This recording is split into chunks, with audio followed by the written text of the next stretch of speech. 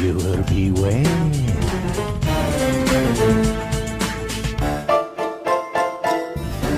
Hello and welcome back, my lycanthrope enthusiasts, to Viewer Beware. It's the only show where we go over each and every episode of the original Goosebumps TV series, and today we are checking out Werewolf Skin.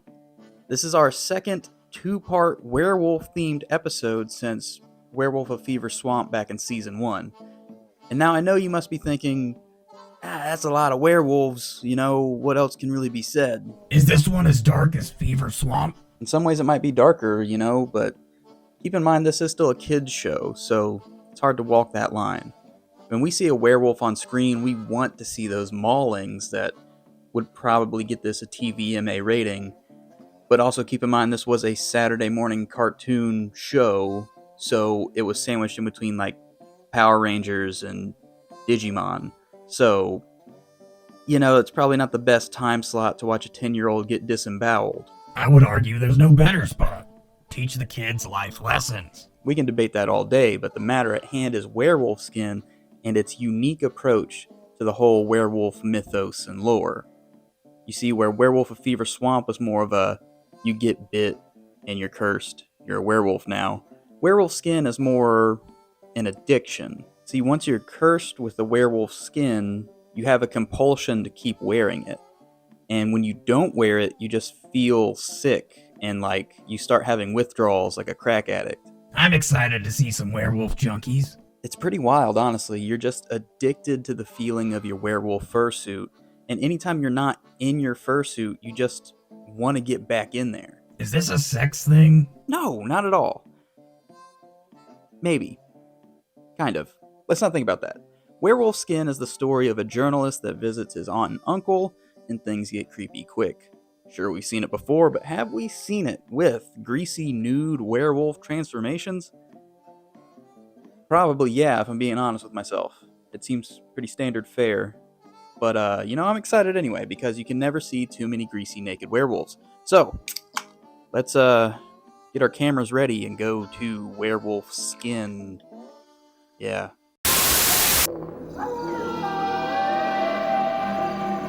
On a full moon night, we check out an old-fashioned gas station in the middle of nowhere. The aesthetics are already peak here. Wrap it up, I'm calling it a masterpiece. Our hero Alex is dropped off from a bus at what has to be 1 a.m, with the bus driver delivering a whole lot of exposition. Pretty creepy around these parts, huh? Yeah, well, my aunt and uncle should be here any minute, so... Alex is supposed to be getting picked up by his aunt and uncle, but in the meantime, he just has to deal with this bus driver. Sun should be coming out. Eventually. Have a nice night! As Alex waits for his ride, he reads a promo for Chiller magazine offering a $1,000 grand prize to whoever can submit the scariest photo. Alex, a bit of a shutterbug himself, contemplates entering the contest as he snaps some shots of the Wolf Creek gas station. After some time passes, we see that Alex has fallen asleep on the gas station bench. His aunt and uncle never came for him, and he's stranded. Eventually, Uncle Colin does pick him up, and Alex is not mad at all, which is surprising because I would be pissed if I was abandoned in a bench in the middle of nowhere all night. But Uncle Colin makes it up to Alex by driving as reckless as possible all the way home to Aunt Marta. After meeting up with the family, Alex notices a rundown house inhabited by crazy people just next door. A perfect opportunity to take a prize-winning creepy photo. I bet I can get some great shots in there. Alex breaks in his new camera by snapping shots of everything he sees, hoping to catch a glimpse of something creepy. But all he finds is a girl in the woods. Don't worry, don't bite. The two kids talk for a while before Hannah notices the sun is setting and freaks out. Alex still wants to take some pics, but Hannah takes off as the woods aren't safe at night, leaving the city boy all alone in the woods. So it's not long before a mysterious animal is chasing the young photographer all the way to a creepy house. But he's found by Aunt Marta, who was just a little too distressed for my liking. What were you doing out in the woods? Just taking some pictures. You shouldn't be out there after dark. It's not safe. Alex is naturally curious why she's acting this way, but she won't give any answers. The next day, Alex is in school in his new town, which I guess makes sense if he's staying there for 3 months. but he immediately gets clocked by a school tough guy, Sean, that gives him the rundown on Wolf Creek werewolves. What really happens is when the sun rises, the werewolf sheds its skin. And if someone finds the skin and destroys it before the next full moon is at its highest point, the curse is over. And the werewolf inside the person dies. Yeah. Dies. Alex brushes off the werewolf myths as just stupid rumors, but Sean and his buddy Arjun say that they can prove werewolves exist, he just needs to meet them in the woods at midnight. Alex, unwilling to back down, agrees to meet them, and even gets hopeful that he could at least take some creepy pictures. As Alex is walking home, Hannah sneaks up on him and tells him that the meetup is an incredibly bad idea, and just leaves him to think about it. Later on at midnight, Alex snags his camera and tries to leave, but notices his bedroom door is locked and his windows are barred shut. But as he is trying to open his window, he notices something strange jumping out of the neighbor's window.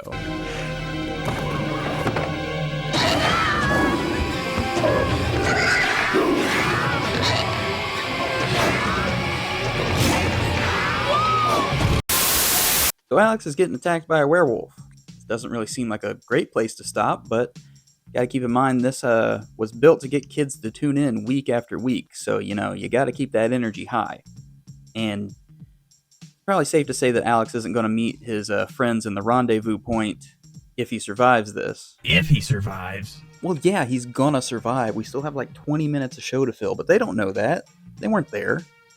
Yeah, let's keep the illusion, alright? Anyway, the bars on the window and the locked door seemed kind of suspicious at first, but it turns out that they saved his life, so seems like Colin and Marta might be a little tapped into the werewolf situation. Seems suspicious to me. Hey, no spoilers. We don't want to give this away. They don't know. Alright, so let's just get back to Werewolf Skin. Let's see what happens.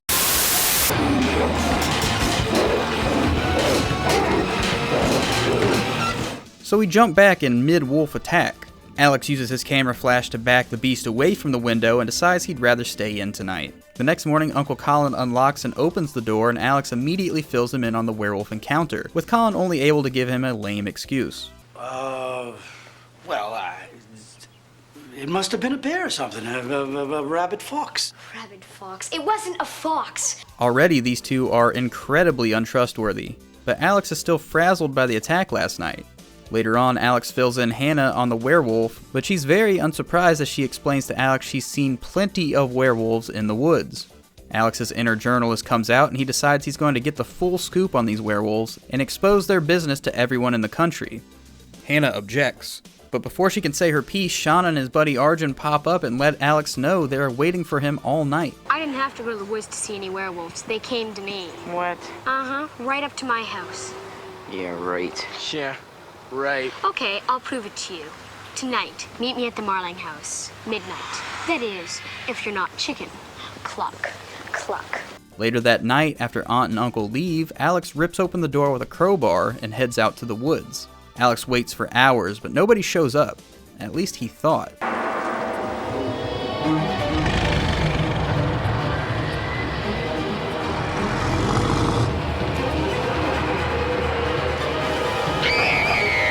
Luckily for him, that was just a dream, because that was a pretty embarrassing scream. But now he's alone with his teacher in the woods. What are you doing out here? Hannah told me what happened. She said you were coming back out here again tonight. I couldn't let you face the werewolves alone. You believe in the werewolves? Of course I do, Alex. I have to. Why? Another dream! They just keep zinging us. But now it's daytime, so we can assume he's fully awake. As Alex walks back, he sees his Uncle Colin's Jeep completely trashed and covered in claw marks and werewolf hair. Alex runs back home to catch the neighbors in the act of transforming, and we are treated to a pretty interesting scene.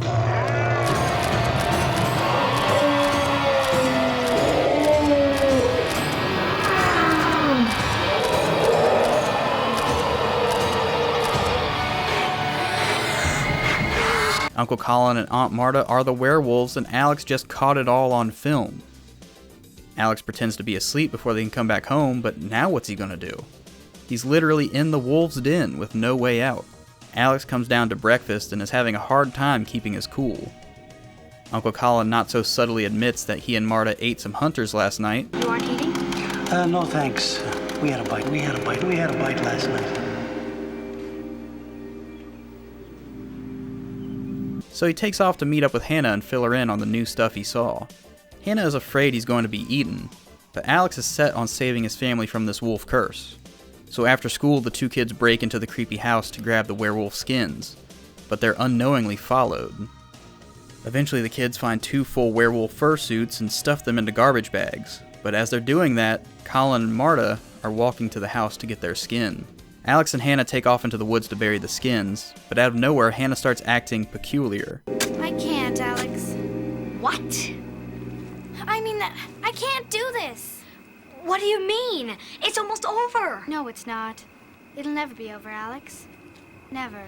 Shrugging that off, Alex decides to finish the job by himself, but hears some strange sounds in the woods. When Alex walks off to investigate, he gets jump scared by Sean and Arjun in werewolf costumes, making fun of Alex for believing their lies. But as the two have a nice laugh, the skins spring to life.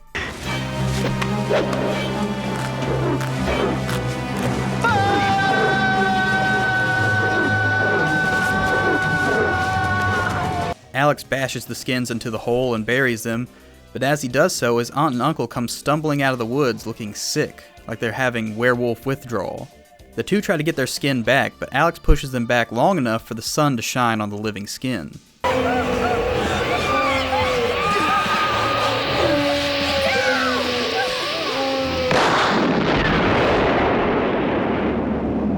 Holy shit, those werewolves just blew up. Anyway, Colin and Alex develop his film, hoping to salvage something creepy enough for the contest. What the?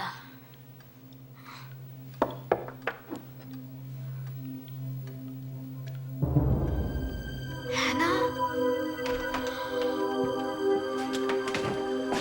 Look who's here. Hi, Alex. What's the matter? I told you I don't bite. So Alex finds himself in a pretty sticky situation. He's got 2 former werewolves in the house and 1 hippie werewolf flanking him. On the plus side, it seems like Hannah is pretty non-confrontational, so he might be in the clear there, as long as he doesn't publish that photo. And I mean, honestly, I doubt that photo would win any contest anyway, because it just looks like a girl in a fursuit. It's not really a real-life creepy event.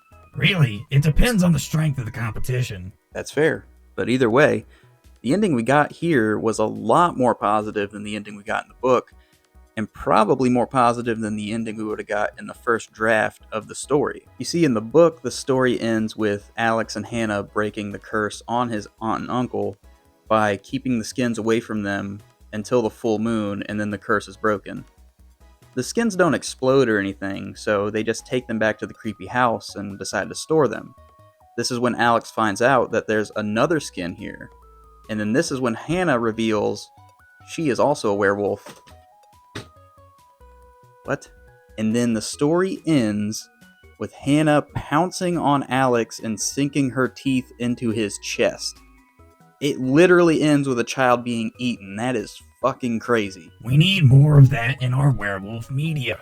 I mean, yeah, I don't disagree, but this is a kid's show. That is horrifying. But obviously this was supposed to be a much darker story, and that was obvious in the first draft of this adaptation that was deemed unfilmable because the darker elements, the extended werewolf transformation scene, and just the overall budget they would require to make this happen. This actually became a huge point of contention with the writers Billy Brown and Dan Angel leaving the show for having their script, rejected. And if you have a keen eye, you would know that these guys are responsible for stories like A Night in Terror Tower or Haunted Mask 2. So some of the heavy hitters came from these two guys. So after those two left, they got Ron Oliver to fill in, who up to this point had only written How to Kill a Monster, which was, but even still, solid episode.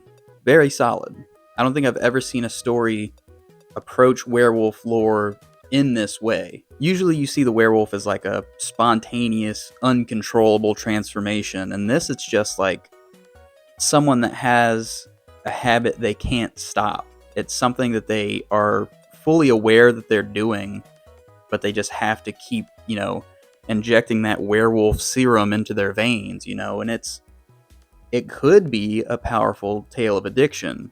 if they wanted to take it that way, which they don't really get into the details of why the aunt and uncle do this, other than sort of a vague thing about poaching, which I guess you could read into it some more. But there's legs here. There's some legs to run. There's 4 legs even, like a wolf. But it's unique. It's fun. It gives the wolves this like extra weak point to exploit, and there's some tension there because it's sort of like you're hiding your weak spot, and you got to get to it before they get to you. It's fun. I enjoy it. I like this take. Because of these factors, even though I would have enjoyed a more darker take, I get it. We can't always get what we want. But I still have to give this a solid, respectable 5 bumps out of 5 on the Goosebumps scale. Check it out. Especially if you're looking to enter a creepy photo contest, you know. Be careful what you wish for. You might end up in FurryCon. I think they have that in like Atlanta this year, so stay away from that area. But anyway, if you watched up to this point, thank you. Please subscribe. I love you guys. I'll see you on the next one. Bye-bye. Sun should be coming up. Eventually. Have a nice night.